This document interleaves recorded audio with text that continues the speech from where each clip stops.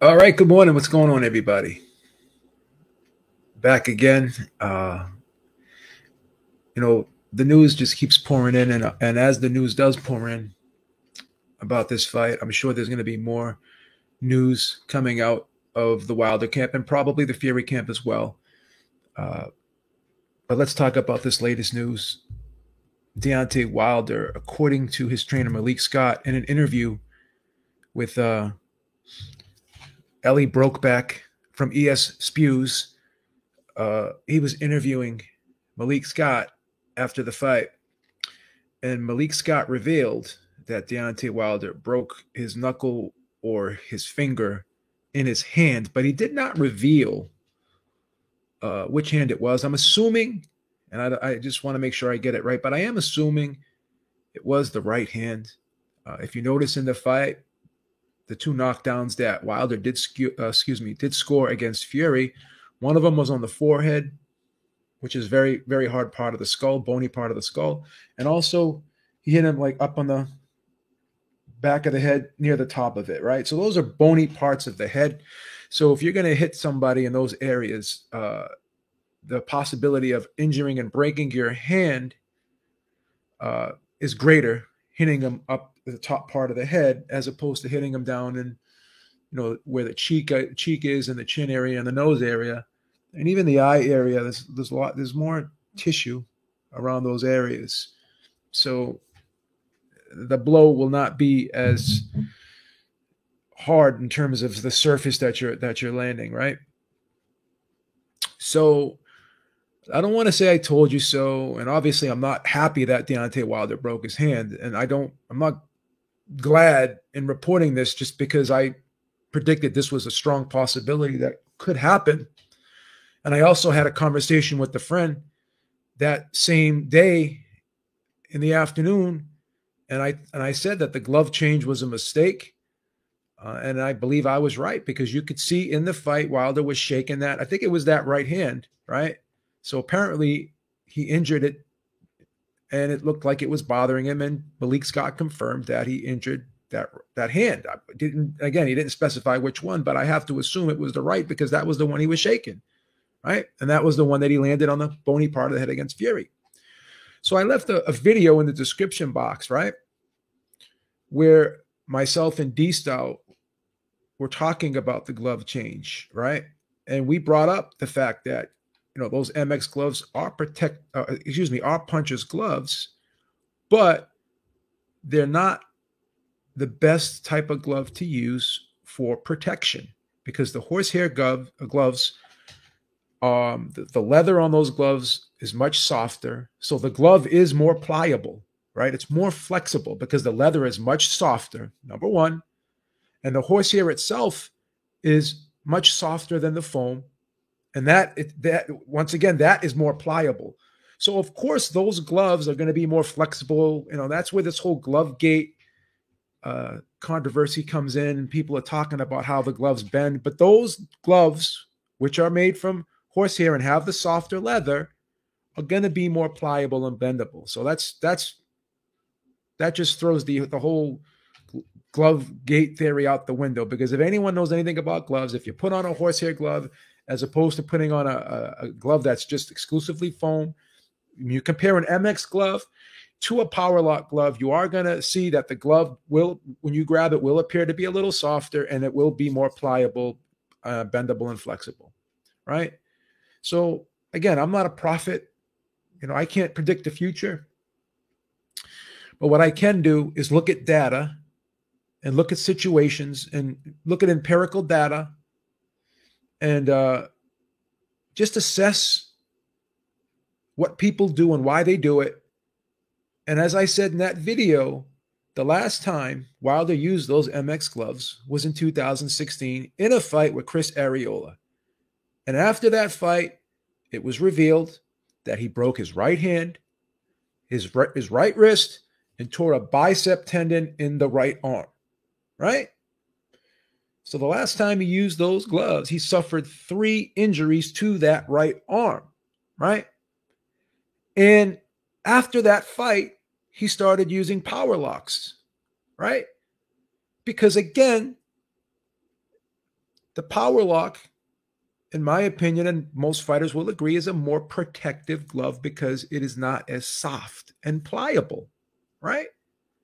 So if you're a big puncher and you've already injured your hand, you would want to make an adjustment to your gloves and make sure and choose a more protective glove, because obviously you don't want to break your hand again.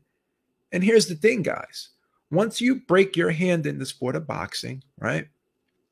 Once you fracture your hand, everyone thinks, yeah, well, when you break a bone, it grows back stronger. Not necessarily. Not the small bones. Small bones do not grow back as strong or stronger than they were originally, because what happens in your hands is you develop scar tissue and calcium deposits, and it changes the structure of the hand because of that, right? And once you ever see someone who broke their finger, it grows back, it's crooked, because those small bones, when you set them, they just don't grow back as strong as if you were to break a bigger bone, right? Less blood goes in there. The healing is a lot different, right? So because he broke that hand one time, the possibility of breaking it again was greater, right? And once again, you develop the calcium deposits, the scar tissue. And again, that sets up a potential situation and possibility that you will break that hand again. And I predicted that he may break that hand again in this fight because of the fact that he's using those gloves. There was a reason why he stopped using those gloves. And in my opinion, it was because he broke his hand using those gloves, and he felt as though they were not as protective as a foam glove. We want to kind of overanalyze the whole head game thing and the mind manipulation of Fury. But let's be honest. Fury was in control of the situation the moment this fight was signed. He was the guy that was controlling the narrative the minute this fight was proposed. His side was the one that kept changing the date, right? Wilder was constantly complaining, and Team Wilder was constantly complaining about Team Fury because of things they were doing. And it was visibly upsetting them when you listened to them talk and you heard them complaining about everything that Fury was doing. Oh, well, he's trying to get out of the fight, right? Which he did, which apparently he did do, right? He was trying to get out of the fight, trying to not honor the rematch clause, right? So right there, that's frustration. So he's controlling the narrative in that regard, right? He's telling you, we're not going to fight you, and making you have to go to arbitration in order to force the fight. But I think ultimately both Fury, both Arum and Frank Warren, they all knew that they were going to have to fight Wilder, but they were just going to continue to push it off as much as they wanted to, because in my opinion, they wanted to put this fight in front of a live crowd. And I thought that was a good move, ultimately putting this fight in front of a live crowd, even though it frustrated me with the delays. But from a financial standpoint, it seemed to have played out for them because that place looked packed on Saturday night, right? So that was the game plan, in my opinion, all along. But that, I believe, really frustrated Wilder because he was the one that had to go through the arbitration process. And I believe that put a lot of stress on him. So that was one way that Fury was controlling the narrative and putting a lot of mental pressure on Wilder and Team Wilder, because he was forcing them to have to go through legal means to get the fight, right? So that's one point for Team Fury, right? Another point for Team Fury too is Wilder made a decision. You know what? This guy's got a big mouth. He's a clown. And more often than not, when he's getting in verbal exchanges at press conferences or interviews, whatever, when he's battling you with his mouth, he tends to get the better of people and ends up making the other person look bad. I've never really seen Fury lose a verbal exchange at a press conference with a fighter. So Wilder made a decision, you know what, I'm just not going to go back and forth with this guy. I'm not going to buy into all this BS. I'm not going to be part of the clown show that is known as Tyson Fury. And he wasn't going to talk at the press conference, but I feel as though, Kate Abdo made him feel a little bit guilty, and that's why he talked. But one thing he wasn't doing was responding to Tyson Fury. But at the end, Tyson Fury said something to him that may have hit a nerve, and he decided to talk at the very end because I believe Tyson Fury said something that elicited a response from him. So that's another way Tyson Fury is controlling the narrative again. This guy didn't want to, I'm not going to respond to this guy. I'm just going to ignore this guy, let him say whatever he wanted. And I'm just going to be in my own little zone and not buy into the bullshit. But Fury has a way of making people do things they don't want to do. He knows how to manipulate people mentally. And not only mentally, but even in the ring, he makes you do things that you don't want to do. He makes you go out of character a lot of times, right? Guys that normally don't go back and forth, don't argue, don't talk trash, when they fight Fury, he brings the worst out of people. And I think he brought the worst out of Deontay Wilder, because we never seen Deontay Wilder behave like this ever before a fight, right? So that's another way another point to Fury in regards of controlling the narrative and using the mind manipulation. Now here comes number 3. Wilder stopped using those MX gloves, as I said, in 2016 for a reason. There was a reason why he stopped using those gloves, right? But because Tyson Fury was using the horsehair gloves, right? Wilder decides, I'm going to fight fire with fire. Then I said to myself, well, is that really a good move? Because again, you may think that it's going to give you an advantage in your punching power, right? You may hurt Fury more, but there's also a possibility that you will break your hand again, right? Like you did in the Areola fight, because the glove has less protection on it. And again, not to beat a dead horse, but I said this was a possibility, and I predicted that it could happen, it may happen, and it did happen.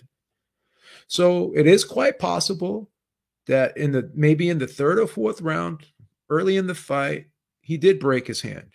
I'm not making excuses for him, but obviously that's going to impact how you deliver the right hand, or if that was the hand you broke, which I think it was, that's going to impact how you deliver the right hand.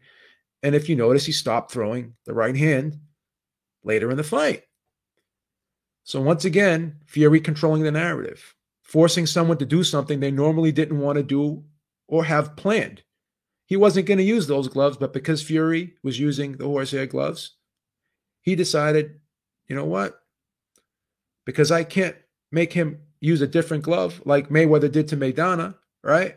Because I can't convince him or persuade him to use a different glove, then I'm going to use the same glove he's using, or a very similar glove that he's using. MX gloves and those Paffin horsehair gloves are very similar. You can see the same wrinkles in both gloves because the leather's soft, same soft texture. You can cut both of them open and they're almost identical on the inside, right?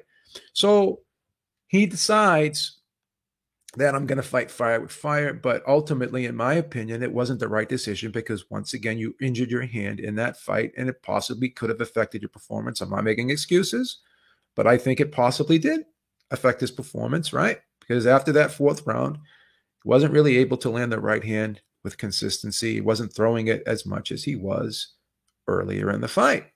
And that could have been a result of breaking the hand, in my opinion. I stress my opinion, right? So another point for Team Fury, for Tyson Fury, because once again, making Wilder do something he didn't want to do or didn't have planned to do. And here's another thing too.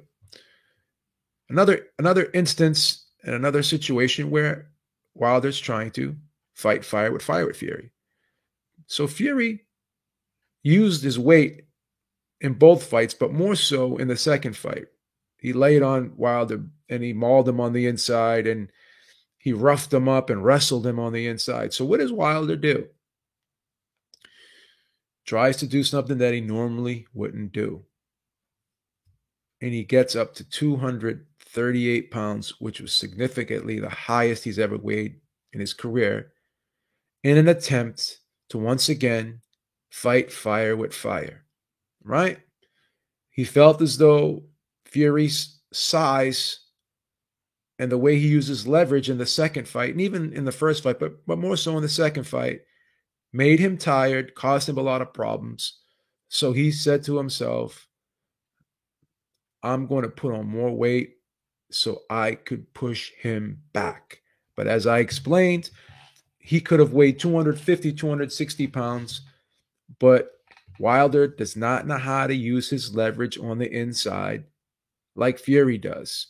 So obviously the size does play a factor, but also it's the way Fury has the ability to use his leverage on the inside. Not everybody can maul like that on the inside because they just don't have the technique and the ability. The way Fury grabs you and he wraps you up with one arm and leans on you and punches you with the free hand, the way he turns you and just pushes you back, the way he knows how to really use leverage and control his body on the inside. It's just more natural for him to do so. He did it against even Klitschko, who's virtually the same size as him. But because Tyson Fury is a master at using leverage on the inside, guys like Klitschko, guys like Joshua, who don't have that ability, even though they're bigger, they're not as effective as fighting that rough house mauling style on the inside because they don't know how to use their leverage. It's one thing pressing a barbell that is balanced and you can control, because the barbell is not pushing you back. The barbell is not manipulating your body positioning. The barbell is not using leverage to weigh you down. So once again, Tyson Fury made Deontay Wilder do something he normally wouldn't do, or he did not plan on doing, or did not want to do, right? So he forced Deontay Wilder into thinking that I'm going to have to fight fire with fire. So all along, Tyson Fury is doing what he normally does. He's being Tyson Fury. But Deontay Wilder is the one that's constantly having to make the adjustments and adapt to him, right?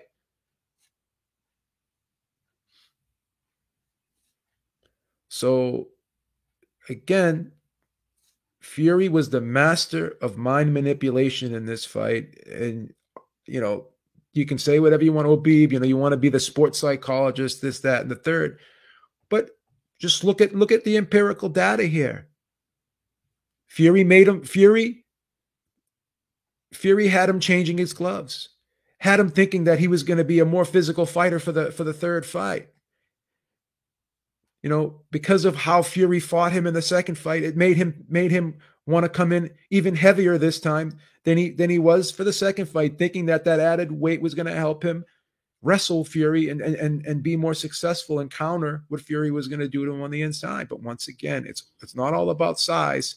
It's the ability to know how to use your size and leverage, because Klitschko, Joshua, they're just not physical fighters, right? They're not physical fighters. They don't know how to use that leverage, even though they are big and they do weigh a lot. So it's not always about size. Obviously, size is a great advantage and impact in a lot of fights. But at the end of the day, it's all about knowing how to use that size to your advantage. Many times we'll see a guy who's got height and reach like Paul Williams, but because they're not skilled, I'm not going to say they're not skilled, but they just don't have that ability to use that height and reach, because they don't have that mindset. If you notice, Williams always would fight on the inside. He never really used height and reach in a fight the way he should have. Right? So when you get a guy who can beat you from the outside, can beat you from the inside, can beat you in the mid-range, can fight you orthodox, can fight you southpaw, can be the counterpuncher, there was just so many more ways for Fury to win. And you could say what you want about Tyson Fury, but Tyson Fury is a special athlete. He has just a special level of conditioning, right? As I said before, you could take a lot of fighters. I don't think Anthony Joshua, if that was him in that fourth round, I don't think after getting up from those two knockdowns, He may not have even have gotten up. And if he did get up, I don't think he would have gotten his legs back, because every time we've seen Joshua get hurt like that, he's a different fighter, right? He becomes more defensive, right? Or he doesn't get his legs back. And you can point to that Klitschko fight, and that was a great comeback in that fight. But Klitschko himself gassed out. Klitschko was exhausted after he knocked down Joshua, and he did not go in for the kill after that. We're going to still give Joshua credit for weathering the storm, but I believe, in my opinion, it was more of what Klitschko did not do in that situation as opposed to what Joshua did do. I feel as though Klitschko let him off the hook and possibly could not put the pressure on because he was exhausted. That was an older Klitschko coming off the couch after almost a 2-year layoff, right? But in recent years, we saw Andy Ruiz hit Joshua on the top of the head, and he never recovered. Now, Deontay Wilder landed a very similar punch against Tyson Fury, the big right hand to that back temple head area, which knocks off your equilibrium. And when Tyson Fury got up, people were saying, I don't know if he's going to get his legs back. His legs don't look right. But he got his legs back because this guy is a special fighter. So if you click that link in the description box where I describe how this glove change could be a mistake for Deontay Wilder, I predicted that it may happen. I predicted that it was bad. That was a bad idea. Don't just do something because someone else is doing it. So now, because Tyson Fury put on weight for the second and third fight, you decide you're going to put on weight for the second and third fight just so you can go, just so you can maul and wrestle back with him. So all along, Tyson Fury was doing what he wanted, and Deontay Wilder was reacting to everything Tyson Fury did. He puts on more weight. I'm going to put on more weight. He wants to use horsehair gloves.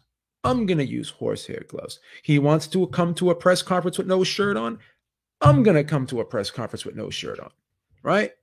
He wants to talk trash to me, right? And ask me questions. I'm going to ask him questions back. He asks me why I changed my trainer. I'm going to ask him why he changed his trainer. So all along, he is basically just doing what Tyson Fury wants him to do. Tyson Fury was in control of the narrative from the moment after that bell rang in February of 2020 up until now. Tyson Fury was in control of this situation. And all Wilder did and Team Wilder did was react to everything Tyson Fury and his team did. Case in point, he's going to use horsehair gloves. Even though we broke our hand using these gloves last time we used them, when we stopped using them because we were concerned about breaking our hand again, we're going to use them anyways, just because he's using them. I never would have used those MX gloves. I never would have went back using those MX gloves. And I definitely would never use those MX gloves after I broke my hand. Roy Jones used to use gloves like that. And then after he broke his right hand, he stopped using them and he went to a more protective glove. He used Rivals. He used Grants for a while. And then he said, when I had those more padded, the gloves that I felt were more protective for my hand, once I started using those, I started throwing my right hand like a missile again. Why? Because when you have that confidence and you feel secure about, if I'm going to throw my right hand with full power, I don't have to worry about breaking it, right? So who knows if that was in the back of Wilder's mind, saying to himself, oh, well, what if I throw a right hand again, hit him on the top of the head, and I break my hand again, and I won't be able to use it for the rest of the fight? That could have been in the back of Wilder's mind, right? Think about it. Last time he broke his hand was in 2016, and it was because he used those MX gloves. It doesn't take a rocket scientist to put 2 and 2 together, guys. It doesn't take Columbo to put 2 and 2 together, guys.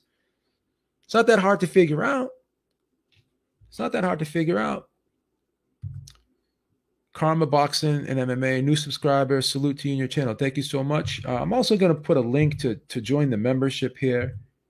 So if you guys aren't part of the membership, please join. There's a link in the description box to join the membership. We have a link to manscaped.com. Using the code Ringside Reporter, you get 20% off the products.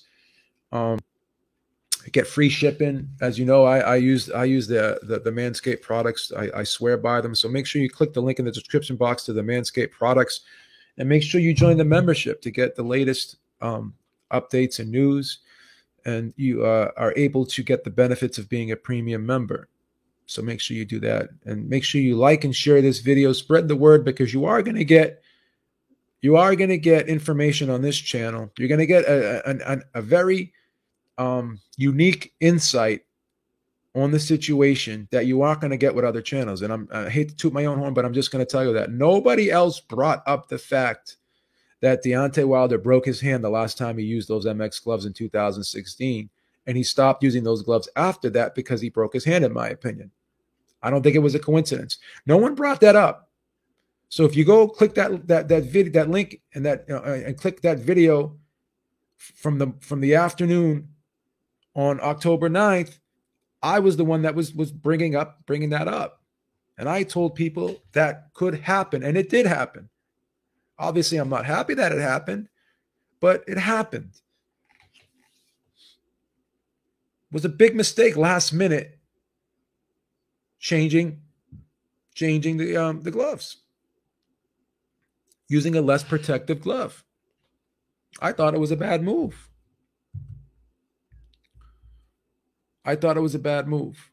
Guys, we got 28 people watching right now. We only got 15 likes. Please hit the like button. Please hit the like button. Share this video.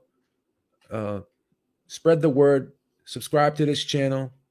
You're going to get, like I said, you're going to get an analysis and an objective point of view that you're not going to get on most channels. So if you want to keep clicking those clickbait channels and subscribing to these cults, then go there. But I'm telling you, if you actually want to learn something, come here. Because once again, I said this was going to happen. I know a lot about these gloves.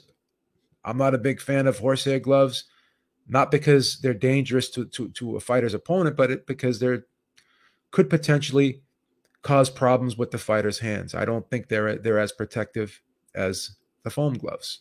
And everyone thinks that gloves are used to protect the opponent, but no, they're also used to protect the fighter's hands. Because if fighters fought bare knuckle, how many times do you think they would be breaking their hands throughout the course of their career? Look at all these fighters who look at the bare knuckle fighters. Look at BKB, and look at how many fighters break their hands because they're not using gloves to protect their hands. It's a different ball game, guys. So gloves aren't just to provide safety for the opponent. They're to provide safety for the fighter's hands too. Safety and protection for the fighter's hands, right? So that's that, right? So again, like I said, a lot of we could play Monday morning quarterback all we want, and we could say he shouldn't have done this, he shouldn't have done that. But again, all you got to do is go watch the videos. I already told you guys, bulking up to almost 240 pounds was a mistake. I already told you guys that.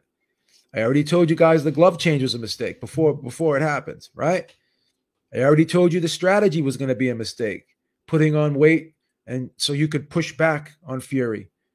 He told you at the weigh-in, I'm going to lay down on my back and I'm going to push Tyson Fury off me, just like I pushed that 330 off me. Doing 1 rep maxes in training camp, thinking that was going to help him push Fury back in this fight. Trying to fight fire with fire. Deontay Wilder is a stubborn guy. He's a stubborn guy.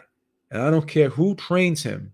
No matter what you teach this guy, he's always going to go back to what he knows. Once again, I said, once he got hurt or once he hurt Fury, because his adrenaline kicks in and he has a hard time controlling his emotion and adrenaline in the fight, right? Because of that, I told you he would revert back to the same old Deontay Wilder. And what did he do? Did exactly as I predicted. So once again, if you want to get an in-depth analysis, right? If you want to hear things that other channels aren't going to tell you, right? You want to hear things that other channels aren't going to tell you. You want to learn something, come here. Tell a friend to tell a friend. Look at all the videos that I've done this past week and these past couple months regarding this fight. I was spot on everything I said, down to a T. Down to a T. I told you the extra weight was going to make him more tired, him having to carry Fury's weight along with the extra weight of his own. Told you that was going to be a problem. The more muscle mass was going to require more oxygen to fuel those muscles, and therefore was going to fatigue him. Told you all these things. Told you all these things.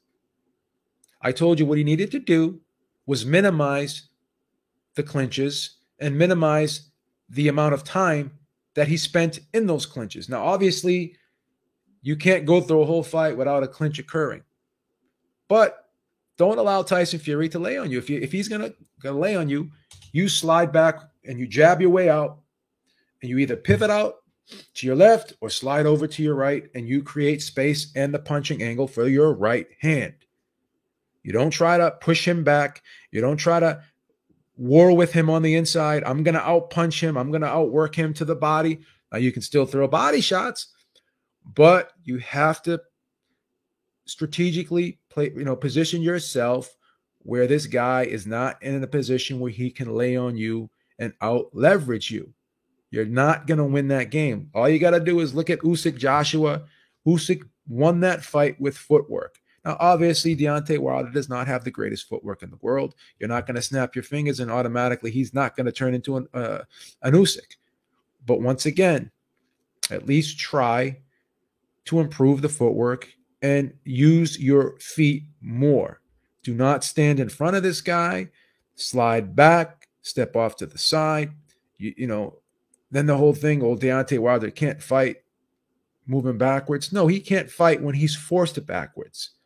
But he can move backwards subtly and slide off to the left or the right to stay out of Fury's line of fire. Don't let Fury lean on you. So if you're sliding back and you're stepping off, Fury's going to fall forward and you're going to knock him off balance, right? And you're going to force him to have to turn and face you if he wants to reset the offense and reposition himself to attack you, right? So you have to create the punching angle. You have to create the space. You have to minimize the clinches, and you have to minimize the amount of time that the clinches, that Fury's going to have you in that clinch, right? You can't fight fire with fire. You fight fire with this. You fight fire with this. Right? That's what you do. That's what you do. And then when then you're trying to then you're trying to throw haymakers and you're loading up with shots, which is also going to take more energy out of you. It's going to take more energy out of you. I believe he lost some speed, and I believe he lost some explosiveness by adding that extra weight. Don't think you gave yourself the best chance to win. And we can Monday morning quarterback this all day. If Fury doesn't get up in the fourth round, then I'm an idiot, right? But we have to look at data. We have to look at data. Fury has gotten up in the past after being hit flush, not only by Deontay Wilder, but by other fighters, right? Seen that happen.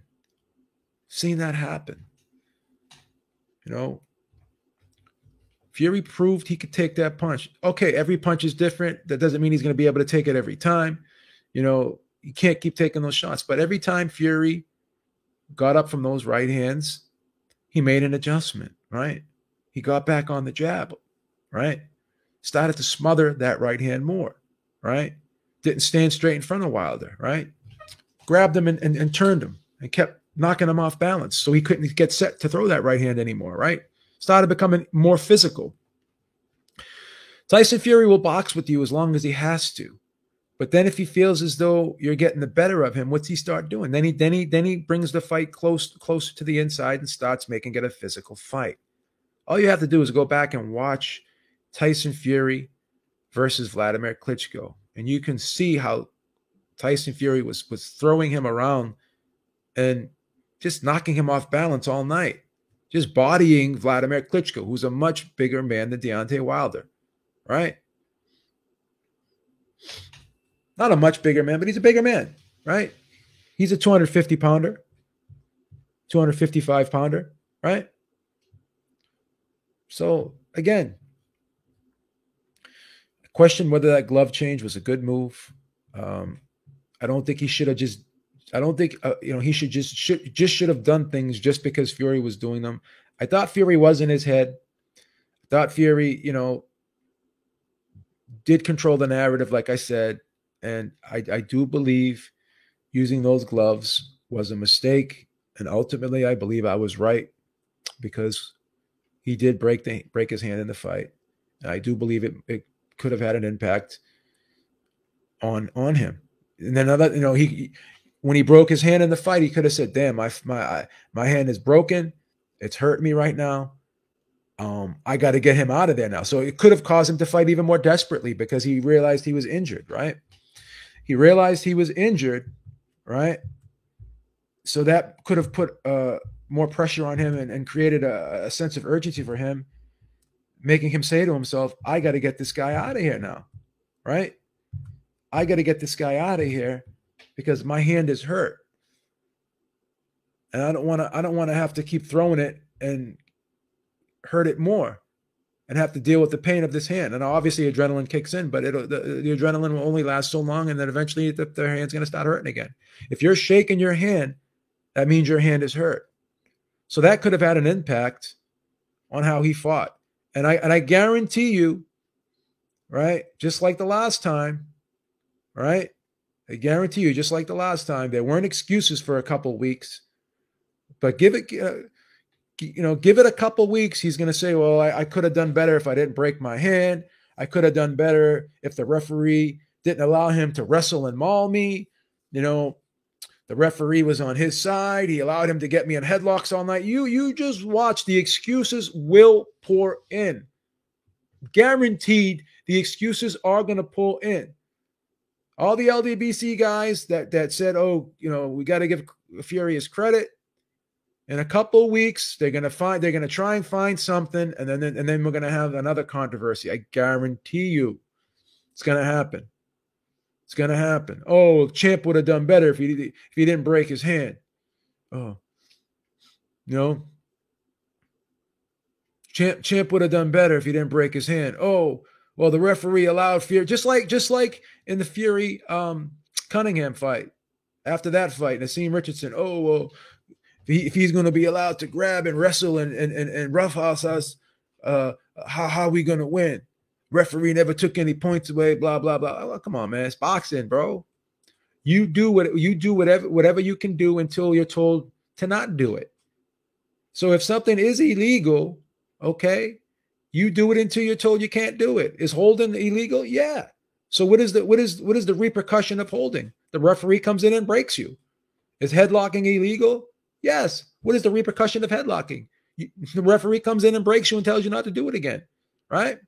And if a guy is gonna lean forward and tuck his head down and fall forward into you, then of course you're gonna grab him, right? You're gonna grab him, right? Should have got someone like Buddy McGirt in that camp. Look what Buddy McGirt did to Derek Chisora. Look at how good Derek Chisora did in that Usyk fight, right? And that Joseph Parker fight, right?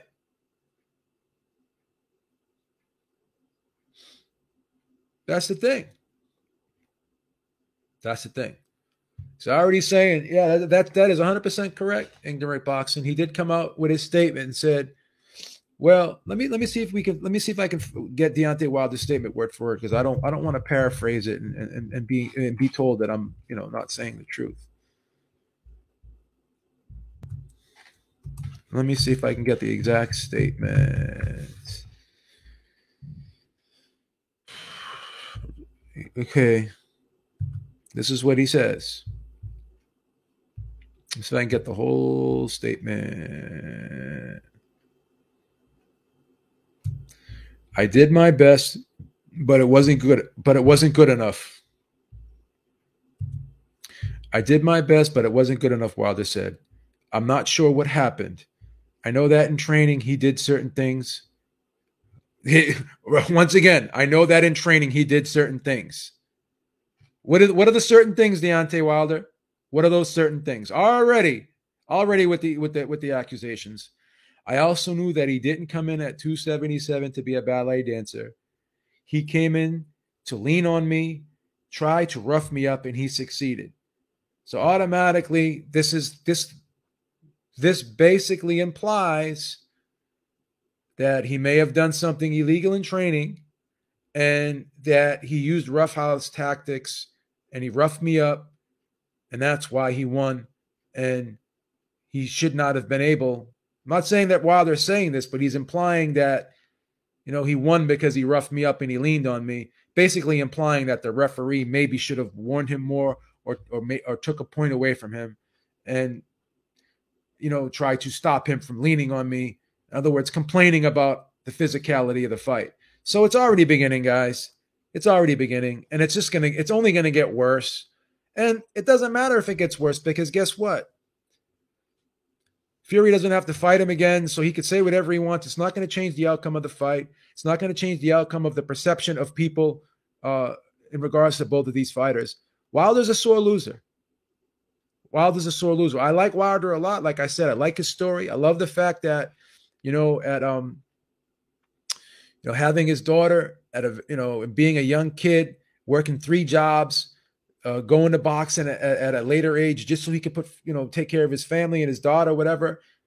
I think that shows a lot of character where, at a young age, when a lot of people are put in the same situation he was put in, a lot of people run out and they don't live up to the responsibility. But Wilder has shown that he's got a strong character when it comes to taking care of his family and his children, appears to be a great father, a loving father, whatever. I love Deontay Wilder's story. And I hope and I don't even hope, I know that man is still in there. But one of his character flaws is he has a very fragile ego that will not allow him to self-reflect, right? Causes him to be overly defensive and blame other people and other outside factors. And he seems to not have the ability to own up to his own mistakes or just say, I lost to the better man. He can't say that. I lost because something was going on. I lost because he did something in training camp. I lost because he was roughhousing me, leaning on me, and not in so many words saying that the referee should have stopped him from doing so. Not saying he said that, but he's basically implying that, in my opinion. And I'm telling you right now, they're already talking about a long count in round 4. They're already talking about Fury headlocking him. It's going to happen. Just like it was quiet for a while last time, and then a month later, 3 weeks later, it all exploded. It's going to happen again, because you know why? These Glovegate, LDBC, Wilder sycophants, they're going to have to make money, right? So what are they going to do? Dante's Boxing Nation, Blue Blood Sports, Boxing Ego, right? 78 Sports, all these guys, what are they going to do? They got to create another narrative, right? Because they're getting used to that super chat money coming in. They like that, right? They don't want to lose that super chat money. So what are they going to do? What are they going to do? Oh, well, Champ broke his hand because Fury ducked down and made him hit him on the top of the head. So of course, if you lean your head forward and bend your head down, force the champ to hit you on the bony part of your skull, of course you're going to break your hand.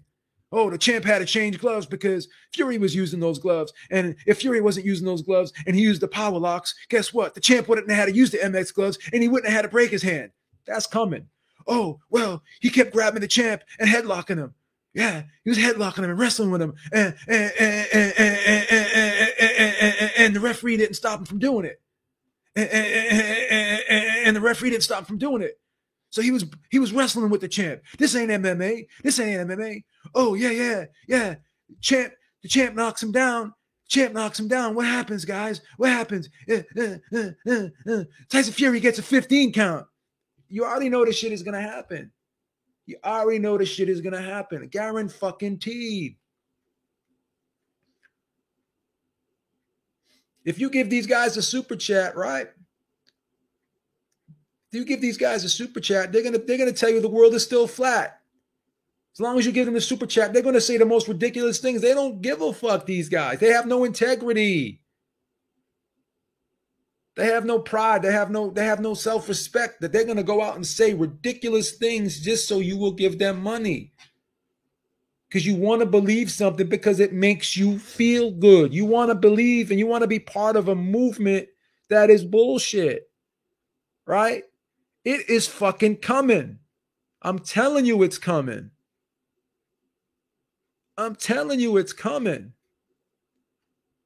Be prepared. It is fucking coming. And if Malik Scott really does love Deontay Wilder as much as he says he does, and he's his friend, then tell him the fucking truth. Because you know Malik Scott doesn't believe this bullshit. He won't co-sign on it. Shelly Finkel won't co-sign on it, right? Oh, well, that's just the way Deontay Wilder feels. Anybody can feel any way they want, but if what they're feeling is not right, if it's a fucked up, if I feel that I could jump off a 20-story building and fly just because I feel I can do it, and I tell somebody I'm going to do it, and someone says, yeah, you go ahead and do it. You can do it, right? Jump off that building. I think you can fly too. And I don't even say something to stop them from doing it, then I'm fucking complicit in that action, right? So if someone's saying something stupid, right, and you're their friend, you need to pull them aside and say, hey, man, this is kind of fucked up. I don't think this is right. Because he does have yes men in front of him. I respect Malik Scott. I'm not saying he doesn't know a lot about boxing. I'm not saying he didn't do a good job training Deontay Wilder. Maybe he did, maybe he didn't, right? I'm not saying any of those things, but what I am saying is he is a yes man, because if you allow somebody to say something and do something that you believe is not right and you don't co-sign with it. Now, obviously, you're not going to agree with everybody, but there's certain things that, like, you know, if there's got to be a point where you got to step in and say, hey, man, this just ain't right. This just ain't right. It's one thing having a different opinion on, hey, man, that shirt looks good. Nah, I think that shirt's ugly. That's different. But if someone's saying like outlandish, crazy shit, I went to the store the other day and I saw 6 aliens out in front of the store. I see dead people. Like, you can't co-sign on shit like that. You know what I'm saying? Like, there's got to be a point where you know, if you're a friend, you got to step in. You know, you got to step in. You can't have yes men around you. If someone's out partying and drinking and not living that good life, right? And they're out partying and looking tipsy all the time, and then they try to get behind the wheel of a car, you got to try and stop that person if you're a real friend, right? You got to stop that person. If you see a person strung out on drugs, right? What do you do? Oh, that's his decision. He can do whatever he wants. He's a grown man. That's fine. But if you're a real friend, you're going to step in and talk to that person. Say, hey, man, you need to get some help, right? This guy is in denial and saying crazy things, accusing people of felonies, basically. If Tyson Fury and if Tyson Fury and Mark Breland, right, and the commission and the referee did any of those things that Deontay Wilder was accusing them of, they could go to jail for that. And they would go to jail for that. We've seen Luis Resto, after his fight with Billy Collins, they found the plaster in his gloves. They found the padding taken out of his gloves. They found the wraps. You know, they found that the gloves were filled with plaster-like substances. They found that. And what happened? He went to jail, right? He went to jail. So if Tyson Fury did have egg weights in his gloves, that is assault with a deadly weapon. He would have went to jail. So you have to someone has to tell Deontay Wilder, hey man, JD's was in that locker room. He saw those fucking gloves being wrapped before the second fight and before the third fight. He has to tell Deontay Wilder, hey champ, nah man, that's not true. I watched it. He didn't have egg weights in his gloves. I mean, and if you're not going to tell him that, then you are a fucking yes man. And I can't respect you for that. Because you knowing what he's saying is wrong and you're going along with it. You're going along with it. So he does have yes men in his corner, and he did have yes men in his corner. And until he gets rid of them yes men, until he has someone to tell him something he does not want to fucking hear, he will not improve or get better. It's just that fucking simple. It's just that fucking simple. You can't accuse people of felonies. And JD's was in that fucking corner, and he knows for a fact that Tyson Fury did not have egg weights in his gloves. And once again, the MX gloves or the horsehair gloves with the softer leather and the softer horsehair, they're more pliable. So they are going to bend. They are going to bend. I'm going to ask any one of you, if you were JD's and you saw Tyson Fury's gloves being wrapped, and you did not see any egg weights in those gloves, you didn't see any issues with the gloves after those gloves are being wrapped, you didn't see any funny business or foul play. If you saw all those things, right? And then someone like Deontay Wilder is telling you that all those things happened, they're basically calling you incompetent because all that shit happened in front of your very eyes, right? And you just let it happen. So you're either incompetent or you were in on it, right? So if someone accused you of that, or they would have to accuse you of that because you were the only one that was in there from Wilder's team, and you would have had to have seen all that shit happen, right? And you don't, and you as a person can't go to Wilder and say, hey man, I was there. Honestly, that none of that shit happened. If you as a man can't stand up and say that, then I can't respect you. I can't respect you. JD's as a man, right? With integrity. If you have any integrity in your heart, you had to tell Deontay Wilder, no, I was fucking there, champ. I didn't see any egg weights. I didn't see any funny business with the gloves. I signed off on the shit. I was cool with it. Right? Right? Malik Scott doesn't believe it either. So if he really loved Deontay Wilder as much as he said he did, then he needs to pull him aside and say, hey, champ, this just doesn't make sense, man. This ain't right. Why don't we just stop saying this? Let's forget about all this shit. Instead of saying, well, that's how that's what Deontay Wilder believes. So if Deontay Wilder says that the sky is purple with pink polka dots, you gonna co-sign with that? You ain't gonna say, hey champ, no, champ, that ain't right. That ain't right, champ. So whatever the champ says, because he feels that way, even if he's wrong, and you know in your heart this motherfucker is wrong, you're just gonna co-sign with it. Nah, I can't do it. I can't respect that. I can't respect that. Go ahead, Anami. I know you jumped on. You had some stuff to say. Go ahead, brother. Hey, Joe. Thanks for having me on. It's funny listening to what you said. You ever watch Eddie Murphy's Delirious or Raw? Maybe yes. From back in the 80s. Yes. Remember there was a joke about James Brown and how he'd be singing and he'd turn back to his band and get them to sing along. One of the band members is asking another one, right? What is James talking about? And the other guy's saying, I don't know, but we're getting paid. Keep singing.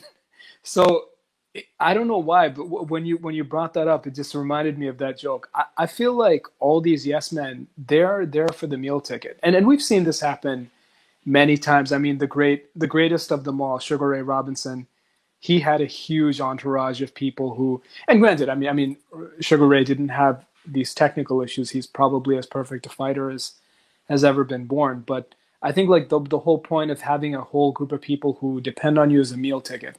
There's probably, I mean, I don't think Malik is, I've given Malik a lot of stick, but I feel like he's not delusional in the sense that I feel like he's he won't keep it real to the point of telling.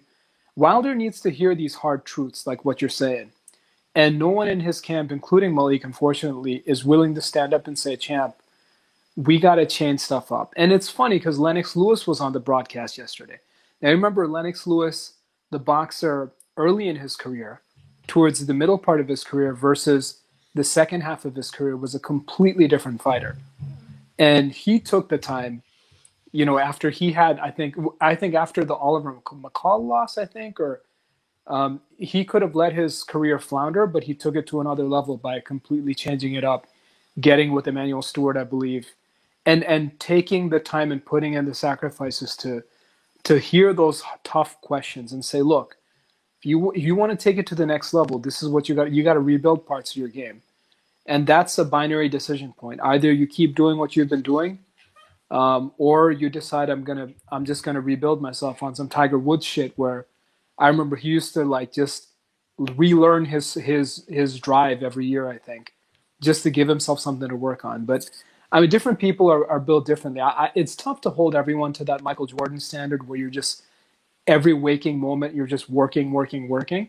I get it.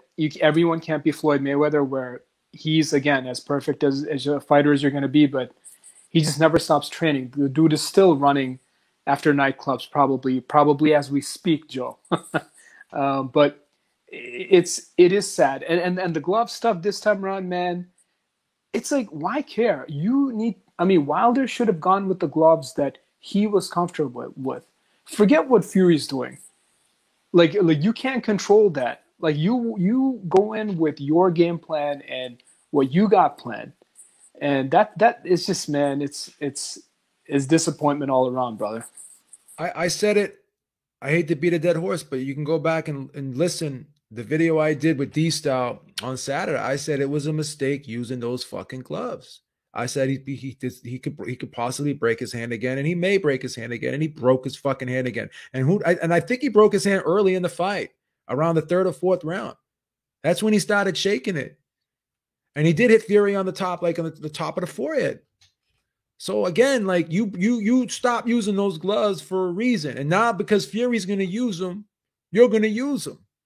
Like, stop letting this guy control the narrative. I don't care. Fury was in his head.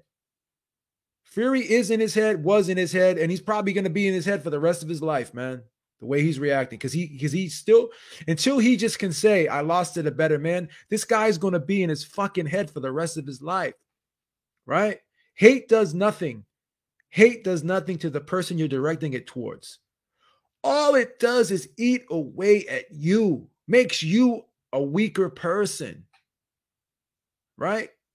So he needs to come out and just say, make a statement. Someone, if you really care about Deontay Wilder and you're in his camp, you got to say, all right, champ, enough is enough. Let's just give this guy his credit. If Malik Scott is giving Fury credit and he's shaking Fury's hand, and Shelly Finkel is giving Fury credit and shaking Fury's hand, Tay Jones, all the people in your camp are giving Fury credit and congratulating them, shaking his hand, whatever, and you're not, like, someone needs to just tell him, hey, champ, it's over. Let's just bury the hatchet, man. You keep acting like all you're doing is putting, all this is doing is eating away and wearing you down, right? But no one's gonna go to him and tell him that. No one's gonna go to him and tell him that. They're gonna continue to allow him to be this way, and it's not gonna help him as a person. You're not Malik Scott. I'd love to. I'm inviting you to come on. I know you're not gonna come on. Tay Jones, I'm inviting you to come on, right? I'm inviting you to come on, right? You all want to come on? I'm gonna put my fucking email right here in the chat. Anybody wants to come on, which I know they're not gonna come on, I will show them respect. I will be cordial to anybody. I won't disrespect anyone, right? I would love to talk to Malik Scott. I would love to talk to Tay Jones. I'd like to talk to anybody in that camp that wants to talk to me and just say, hey, man, why can't you just tell him that, this stuff just didn't happen? You just lost to the better man. Just, tell him as a friend, champ, I know you upset. I know this. I know it hurts, But guess what? He just lost to the better man. That's it. You know, let go of the glove gate shit. Let go of the and just reach out to Mark Bleed and say, hey man, I'm mad that you threw the towel in, but you know what? I know you did it to protect me. He went out on his shield. He went out on his shield, right? What's the now? Did the extra punishment he took in rounds 9, 10, and 11? Did that add? What did that do for him? Did that benefit him in any way? Oh, so it gives him a badge of honor, saying, "Okay, I got knocked out instead of TKO'd." It's still going to go down as a stoppage loss on your record, one way or the other. So what fucking difference does it make? What fucking difference does it make? You know. So you wanted a 10, you wanted to get a 10 count, and you want to continue to take damage, more damage. That's going to take more and more years off your, not only your career but your life. Maybe he should have. Maybe he should have had a conversation from someone in Gerald McClellan's family. Was it worth it in the end? Is it worth it in the end? You wanna go through the rest of your life after boxing is over with damage, neurological damage? Like, how many times you got to see these fighters, you know, lose their life or never be the same after a rough fight, right? Can't walk and talk the same. Look at James Toney, right? Look at Meldrick Taylor. Look at Terry Norris. Look at Gerald McClellan, right? Look at these fighters, right? Do you want to end up like that? Is that what you want to be?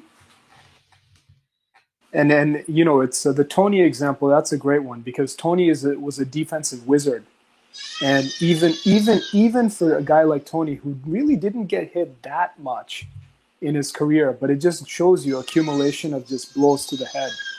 I mean, that's why we always say there's that old saying about sometimes you have to save a fighter from himself. There's a reason why that old saying exists.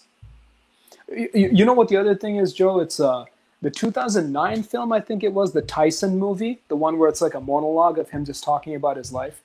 He made a point in that one, I remember, about saying that, you know, everyone thinks like the angry guy who's just like bristling and frothing at the mouth is the scary guy in a fight. But the scary guy is the guy who's just completely serene, happy, at peace, totally relaxed.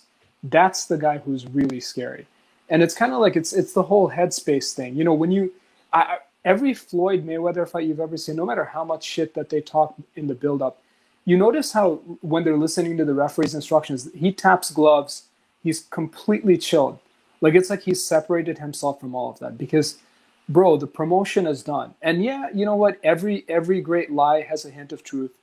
Every great promotion, maybe most of the time those guys really don't like each other. But before the fight, the days going to the fight, let's just be completely at peace because all that anger and rage you have inside of you, you got 12 rounds where it's both of you, you're all alone, your trainer can't fight for you, your fans can't fight for you. You're in there with your opponent and his torment. And that you got your 36 minutes to have the whole world see and settle it.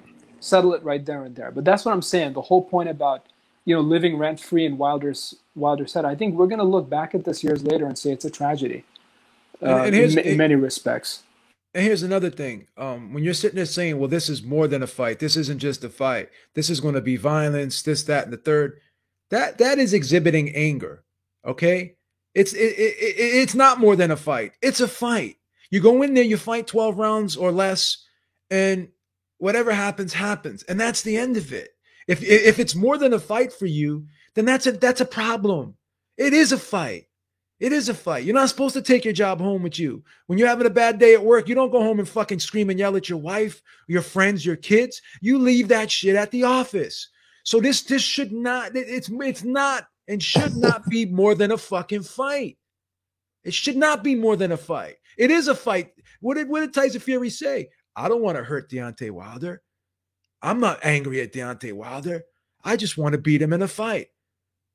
You talking about how you want to kill people, and someone needs to pull this guy aside and get his fucking head right. If you love him like you say you love him, Malik Scott, then you need to fucking talk to this dude. Yeah. Go ahead, Corey Lee. Yeah. B, man, you're so right, man. I'm just what's up, everybody? I hope everybody's having a good morning. Man, B, you are so right, man. Like, just on certain things, man, the vision you have, man, I see exactly where you're going with it. The gloves did play a factor in this fight. You know what I mean? And Wilder wouldn't have got his hand broken, I don't think, if he wouldn't have wore those gloves. He like we all said, he messed his hands up with the Areola fight as well. With those same gloves on. So you got to understand, he wanted to go back, I think, because he felt the power, and maybe the gloves were a little bit thinner than the other ones, but there's a reason why gloves have padding in them. You know what I mean? And I just really think that Deontay Wilder needs to look in the mirror, man, and just be like, look, dude, you know, I thought I was just monster, this killer, which you can still be in the heavyweight division. But Tyson Fury was the better man. You gotta own up to it, man. You gotta call a spade a spade. Stop having all these yes men around you, telling you everything that you want to hear every single day, you know? And then you gotta understand that Tyson Fury was in Wilder's head the whole camp because he brought earphones to the fucking press conference. I mean, he does not want to hear Tyson Fury at all. He doesn't want to hear anything he says, you know. But Tyson Fury had a lot of good points, And I just think that Deontay Wilder right now, he needs to look in the mirror and maybe reevaluate his career, man. Because if he keeps getting hit in the head like he did in the Tyson Fury trilogy, especially in that third fight, okay, they could have stopped the fight in any round after 6. You know what I mean? Oh my God, I was saying the same thing. Any round after 6, you could have stopped the fight. You could have. Yeah, you could have. And I mean, the guy was walking like he didn't know where the fuck he was at. You know what I mean? But nobody, guess what? We weren't going to see that towel getting thrown. We weren't going to see anybody step in from Wilder's corner. If you supposedly love Wilder, you'll let him just go out on his shield the way he wants to. But I really think that people that really love him won't let him do that. You know what I mean? And they will, pull the plug and be like, look, man, live to see another day, dude. You know? Because what would have happened if he would have got up in that final knockdown? Which he did try to get up. He did finally get up. But what if that ref did not call that fight and it just kept going, dude? I mean, when's enough is enough, dude? You got knocked down 4 times or more and you still didn't get this guy credit. Yo, there's a video on YouTube that I saw the other day. Like, it was yesterday, obviously, not the other day, but yesterday. And they showed the last knockdown, which is essentially a knockout in slow motion. And I'm gonna find it and I'm gonna tweet it out again. And they showed when he hit him, his body went limp, right? His eyes kind of rolled back in his head, and he went face first, and his hand was like shaking like this. Yo, that didn't look good. Wow. And he went to the hospital after the fucking fight. Right? When Anthony Joshua got knocked out by Ruiz, he went to the press conference, I think, didn't he? Yeah, well, what they said was after the fight that Deontay Wilder did, in fact, go to the hospital. He went to the hospital. Yeah, right? So, I mean... So he was hurt. He was really hurt, He was really severely hurt. So, and I text Beeb this, and I told Beeb this personally. I truly believe that Deontay Wilder needs to take at least a year off. He probably this was a brutal fight, dude. This guy took massive punishment, man. I cannot stress that enough. Yes, it was the best fight that we've seen. But we didn't have to take the punches. You're getting hit by a 270-plus pound guy flush on the side of your head multiple times. You don't think that's going to play any effect in your later years of your life? I want to be honest with you. I was saying that, you know, Wilder could beat Joshua, but this fight may have ruined him. This fight may have ended his career, man.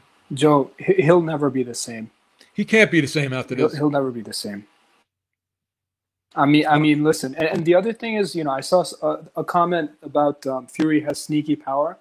Brothers, at the heavyweight level, 200-pound men, the human body is not designed for 200-pound men to be bashing each other with their fists. So beyond 200 pounds, anyone who can weigh in above 200 pounds and has 36 minutes in the ring with another man, again, everybody, practically everybody, has the level of power that just takes years off of your lifespan, and that's God's honest truth. At this level, at this weight, And let human me just body say was that. not meant for this. As Brother Nazim said, the human body was not meant for this sport. All you can do is to get it in as best as condition as you can, and the body is so magnificent that if you're right mentally, spiritually, physically, it will respond. It goes to show you that this is really we weren't meant for this kind of stuff. Go ahead, Corey. Yeah, that's very true, man. And man, I just truly believe that that this is gonna play an effect in Wilder's career, man. Let me tell you this. Let me give you guys a fun fact that I truly believe is the truth. I do not think that Deontay Wilder. Now, listen to me, everybody. Listen to me when I say this. I do not think that Deontay Wilder has taken this much punishment in these last 3 fights than over 40 of his professional fights. Okay, especially the last 2 fights. I mean, some of those shots, Beeves, were just. I mean, dude, they would have been ended just a normal heavyweight's career, and it might not have been a third fight, if Wilder was just a basic heavyweight, but he trains his ass off. But like this other guy said in the chat, in the live with us, he's the human head is not meant to get hit like that, and I just truly believe that Deontay Wilder. I hope he's okay, man. I hope, everything works out for him. But you know, I don't see him fighting at that A plus level again, man. I just don't, yes, he's the bronze bomber, but the bronze bomber got bombed though. You know what I mean? Like bombs away on his head this time. And I just feel like, it was just different this time, man. I think Wilder got hit a lot more in this fight than he did in a lot of fights, man. And it's crazy, man, that a lot of people don't see that. And then a lot of people don't see that he got hit on the side of the head a lot of the times because of the way his defensive posture was, you know? It's funny on my YouTube feed. Like a couple of hours ago, there was the fight Wilder versus Areola from 2016, about 5 years ago. And I just started watching a couple of rounds, and what was interesting is I was watching his movement and his footwork, and I know this sounds crazy, but he looked pretty well put together. Like 5 years ago, you would think that okay, he's He old. did.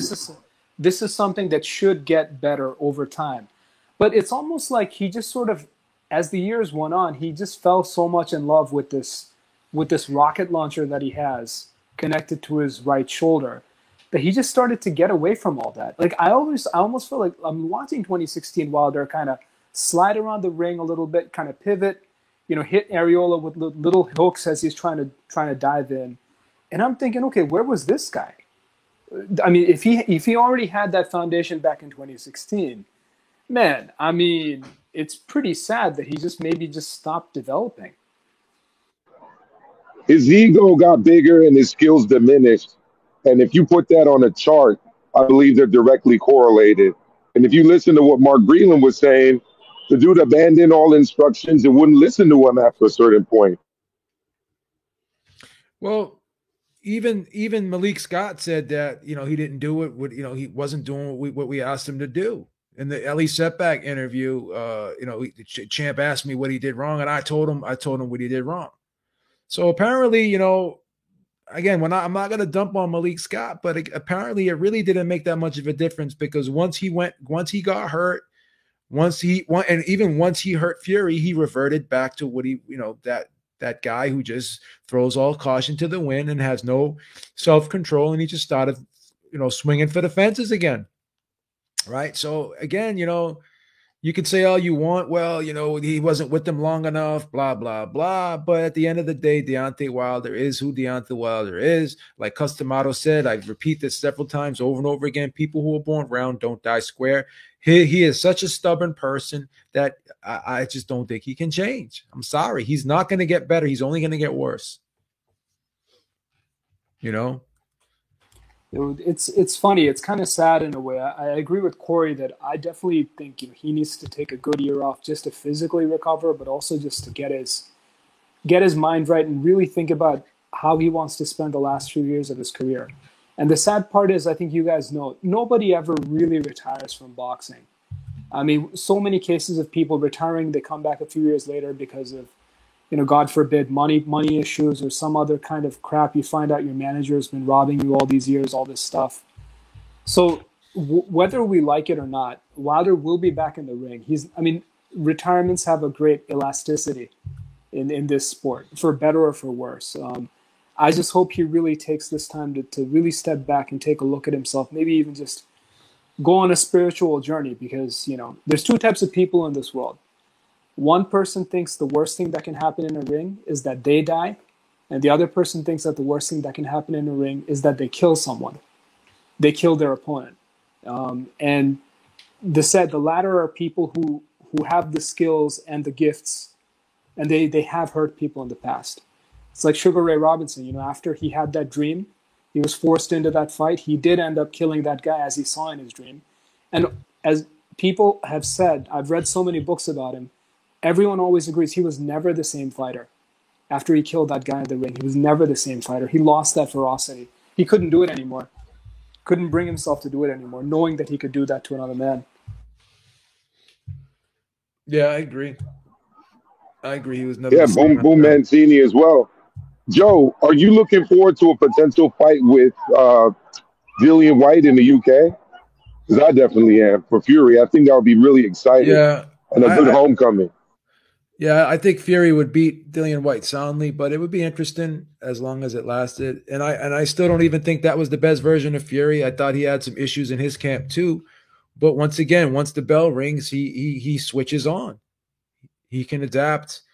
He can adapt to adversity. He can deal with adversity better than most fighters. Like he's got that fighter's mentality, that fighter's instinct inside him that a lot of these other guys don't have. Now, Deontay Wilder did show a lot of heart, but at the end of the day, showing heart and getting beat up the way he did, what is the benefit? What is the benefit of that? Do you think that, like Corey said, after the 6th round on, that they could have possibly stopped the fight? They should have stopped the fight. He did at that point. He had no chance of landing a power shot. If you look at his legs, they were absolutely gone.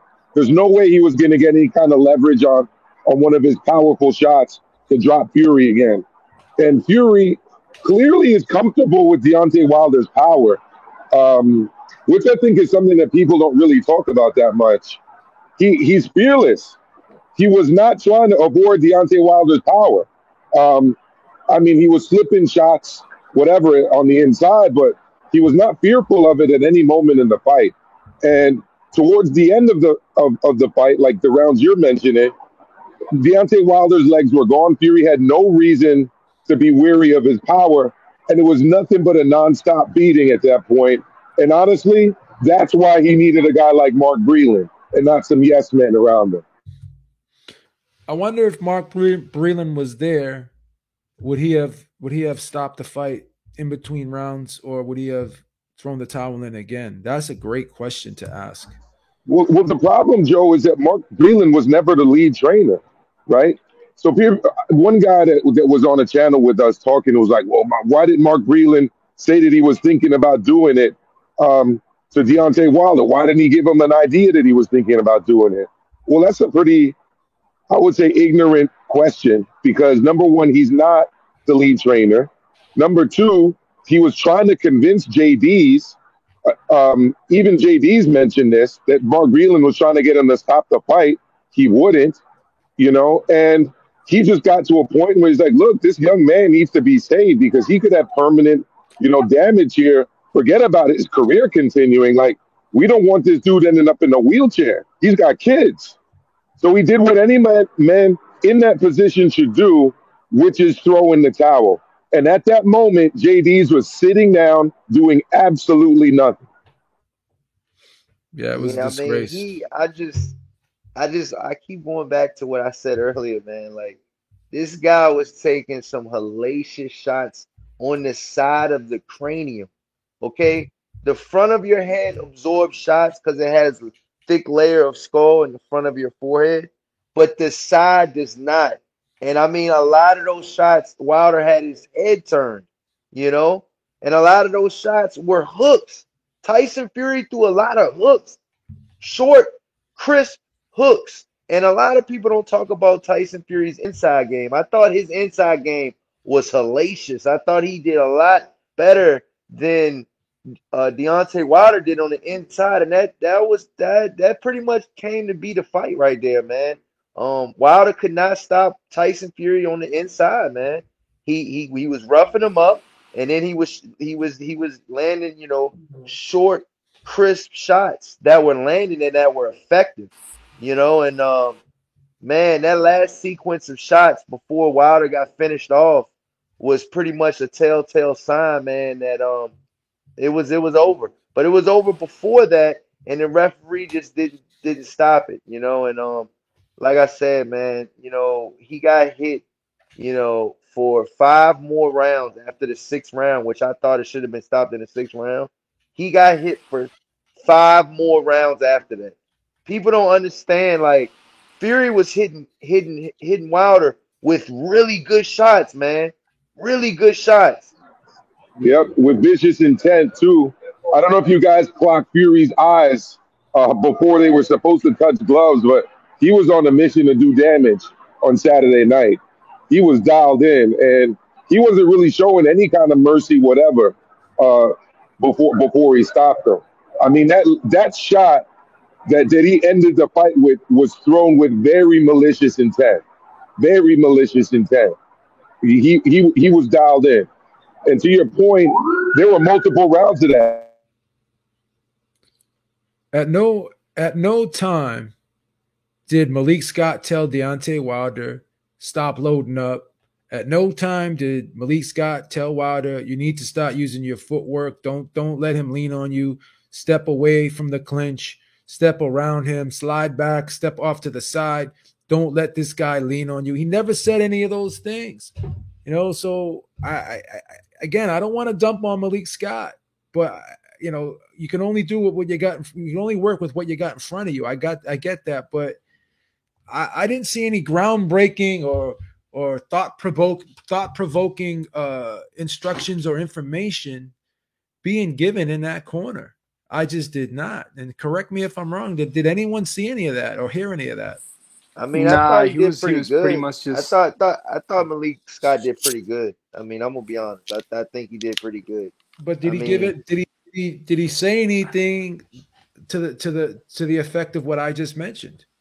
I don't think so, man. Because like I was listening, one of the rounds, he was just like, you're letting this guy like tie you up or something like that, or something pretty like vague, something not really insightful. He was trying to be a little bit of a cheerleader, I guess, which is probably the best he could have done. I mean, it's hard, man, because I think it's hard any. to not to cut you off, but it's hard to coach Wilder, man. It really is, man. But you know what it is, man. It's like in fighting, that was the whole strategy, because like fighting up close in the pocket, in fighting, where your arms are wrapped up and everything, both defending and trying to land shots. It's probably the hardest thing to learn. When you're But trying to master the fundamentals. That's why like every great technician that we've seen, whenever look, think about Floyd, think about Bernard Hopkins, think about like Andre Ward, even Fury, right? I'm sure he's been boxing since he was a little kid. It takes years to master that, but once you do, it's just such a powerful weapon. I mean, and that was the whole game plan. It wasn't just the weight. I mean, of course, he wanted to put that weight on it, but he knew that inside, You got years of experience developing that extremely tough to learn skill set. And he knew that inside it was a mismatch. It was like man versus boys. Because Wilder, for as athletically talented as he is, that infighting shit, man, that's just pure technique. That's just pure technique and experience. No, I agree. Yeah, I I mean, agree. but you got to understand too, though, man. Malik Scott, he had 12 rounds on an audition to try to, win over Wilder so he could coach him again and stuff like that. And he only had one camp to try to change Wilder, which Wilder's been doing the same thing for fucking over 40 fights. And it's like you've been doing the same thing over and over and over because the right hand has been landing. So why change it? Why change it? He had to drastically change his game plan for this last final fight because it did not work in the second fight. It did not work in the second fight. Corey, I hear you, but How's it going? the only thing I'm going to say is, I don't know if this is true. Joe, you can correct Sounds me. good. But, Thank you. I heard the decision to hire Malik Scott was made basically the night of the second fight back in February 2020. And they basically went to work the next week is what I heard. I don't know if that's true. Yeah, but I if don't that's know. the case, I mean, or let's assume that decision was made in the first quarter of 2020, weeks after the first fight. Because Breland was let go. Mark Breland was let go pretty quickly, if I'm not mistaken. So the The problem night with of the that, fight. that's the story I heard. That's the story I heard. So my point is this, that, I give Malik Scott credit for coming with a good game plan that Wilder stuck to for about a round and a half, and that it all unfortunately went to hell. But he also had a year and a half, more than 18 months, to really just rebuild Wilder brick by brick. And so if at the end of the day, Wilder simply went back to what we always thought he was. That's exactly what he did. He reverted. Right. I mean, then unfortunately, Malik But has that's to take in some his own responsibility brain. there too. I don't mean to cut you off, but that's in his own brain. That's not Malik Scott. That's in Wilder's brain. Wilder did that. Wilder stopped listening to what Malik Scott was saying. Malik Scott seen that Tyson Fury was getting the best of Wilder inside. He was trying to tell him to stay back, But it was one of those things. Wilder is going to do what Wilder wants to do at the end of the day, my personal opinion. Yeah, that's it. So what do you guys think, man? You think this is the end? I mean, I don't know. I'm hoping he can recover from this. This is definitely the end, man. This is my personal opinion, man. I think Wilder needs to take a year off, and then he needs to go on with a fight nowhere near the caliber of a Tyson Fury. I'm talking about, possibly journeyman type, like maybe like a I mean, I couldn't even say Chris Arreola because he fought pretty much all of the journeymen and all of the guys that were not that good coming up on PBC side. So just it's slim pickings on PBC side for Wilder with the gimme wins, in the heavyweight division. I think they got two guys that they could give Wilder a shot with. I think one is Andy Ruiz, and I think the that's other not an easy is fight, Robert though. Helenius. No. They're not. They're definitely not easy fights. They're definitely not easy fights. And the thing is, one of the reasons they're not easy fights for moving forward is that people have his number now. Fury's laid out the game plan. Go at him. I'm going to be honest with you.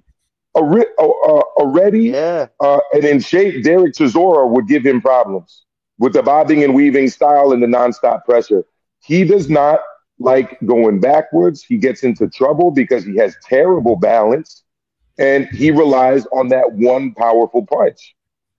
So I mean, there's some guys for him in the PBC, but like you said, Corey, they're going to be difficult fights for him for sure.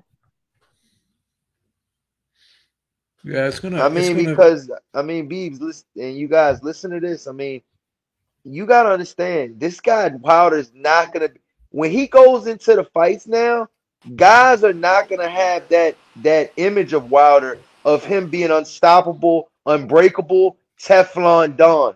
Okay, his layers got peeled back big time in this Tyson Fury fight. But are we going? Can we say that there's anybody in the heavyweight division like Tyson Fury? That's what we got to ask ourselves. You know, No, but there's a guy that has great cardio and a good jab, although he's a lot slower. He's also got a great chin. His name's Joe Joyce. I think he would trouble him too because he's also very physically strong and he loves to move forward. Guys that are comfortable moving forward and that have a good jab and I mean the other thing too is that I think he's really sustained tremendous psychological damage. I think all of these conspiracies and all of that other stuff from the first fight, sorry, the second fight was indicative of a guy who's right now in mental crisis. And I don't want to be dramatic or hyperbolic here, but that behavior is not normal. That behavior is not normal, and that's not behavior that's going to be improved by having sycophants and yes men around you. He's I think he's got to start working with a psychologist if he isn't already. To get his mind right again. Because I'll tell you this as well. What the hell was that delay all about going into the fight? People were talking about AJ with the panic attacks and everything else. What was going on in that change room for all of those minutes? When we're all waiting for the fight to start. And then he did not look mentally ready for war, in the final stare down before the fight either. So they've got to also not just repair him physically. We don't know what kind of physical damage he sustained, what kind of cognitive damage he sustained. But there's also the mental damage that these losses have taken on him. You're literally seeing a man falling apart. I'm gonna say minimum 3. I'm gonna say minimum 2 fights. Minimum 2 fights on the way back. Minimum before he goes in with Joshua or anybody like that. Yeah, I mean, my point is, I agree. He'll be back again. Nobody ever really retires in this sport. People take breaks, is my opinion. But he will be back. But he's lost the aura, that sort of Grim Reaper aura that he had for a couple of years. I think guys realize he can be hurt. Not to build another Rocky analogy, but it's Rocky 4 all over again. You see, he's a man. You cut him, you hurt him. He's not a machine. So, I think he's lost that Grim Reaper aura that he had. And I think to Maestro's point, I think he himself, is he going to be able to exercise those demons to where if someone lands a shot, let's say he fights someone like Andy Ruiz. I'm just throwing a name out there, right? And Ruiz sort of bullies himself in and hits him with some clean hooks or something, and he gets a little wobbly. Somewhere deep in his own mind, is it going to be, oh shit, here we go again? Though that kind of PTSD type stuff, I mean, that's what I said, man. I'm not lying. Like, a spiritual journey, man, maybe is what he needs to get his mind right, to kind of heal that. Because, the body recovers, but the mind is not always so resilient, is another aspect. Shout out to Brooklyn Bushwhackers, a new member of the Ringside Reporter channel. Shout out to you, brother. Thank you so much. Shout out to Brooklyn Bush. Shout out, man. Shout out, Brooklyn. All right, guys. I think I'm gonna wrap this up, man. Got some shit to take care of, but all right, y'all. Thank you, man. Thank you, everybody. Thank you for today, and also thank you for an amazing show yesterday, bro. I wasn't able to tune in live, but I caught it on demand. Thank you, brother. Thank you, everyone in the chat. Thanks everyone for stopping by, and we'll catch y'all later, man. Have a great one. Take care. Thank you. All right, I'll talk to you later, brother. All right, buddy. We'll catch up later, everybody. Take care.